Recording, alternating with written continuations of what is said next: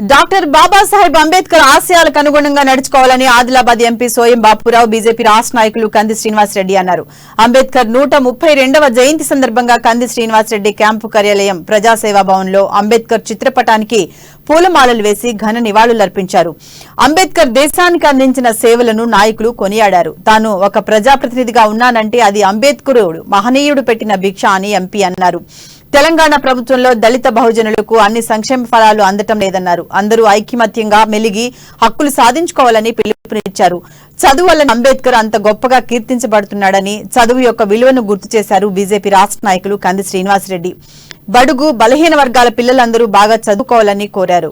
దళిత బహుజనుల వెనుకబడిన తరగతుల జీవితాలతో వెలుగులు ప్రసరించినప్పుడే అంబేద్కర్ మహనీయునికి నిజమైన ఘన నివాళి అని కంది శ్రీనివాసరెడ్డి స్పష్టం చేశారు.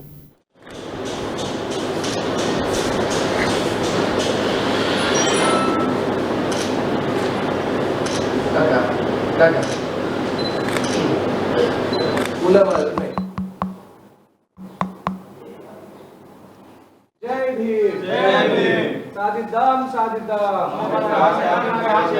साधिद्दाम साधिद्दाम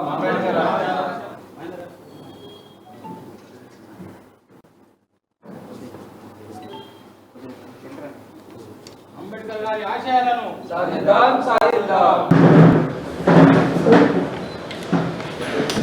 కేవలం కాగితాలకు మట్టుకే అవి రాసి ఆ విధంగానే ఉన్నాయి. కాబట్టి వాటిని ఇప్పటికైనా రాజకీయ నాయకులు బాబాసాహెబ్ అంబేద్కర్ భారత రాజ్యాంగంలో ఏం రాసిండో అవి దళితులకు ఎస్సీ ఎస్టీ దళిత బిడ్డలందరికీ కూడా వాళ్ళకు అందాలంటే ఖచ్చితంగా ఆ పుస్తకాలన్నీ కూడా మరొక్కసారి రాజకీయ నాయకులు చూడాల్సిన బాధ్యత ఉన్నదని కూడా ఈ సందర్భంగా అందరినీ కూడా విజ్ఞప్తి చేయడం జరుగుతుంది. చదువును అందించాలి, యువతలో ఒక చైతన్యాన్ని మనం పెంపొందించాలి.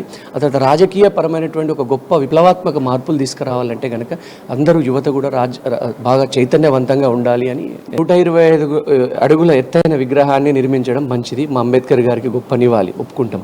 కానీ ఈ 125 అడుగుల విగ్రహంతో పాటుగానే మా 1,25,00,000 మంది దళిత బిడ్డలకి, ఆదివాసీలకి, గిరిజనులకి, బీసీలకి ఇల్లు నిర్మిస్తే బాగుండేది ప్రభుత్వం. మీకు 125 అడుగుల ఎత్తైన విగ్రహం మంచిదే, కానీ అలాగే 1,25,00,000 మందికి ఇల్లు కావాలి. మరి ఆ ఇల్లు ఎవరు ఇస్తారు? దాదాపుగా కోట్లాది మంది వాళ్ళకి స్కాలర్షిప్లు కావాలి.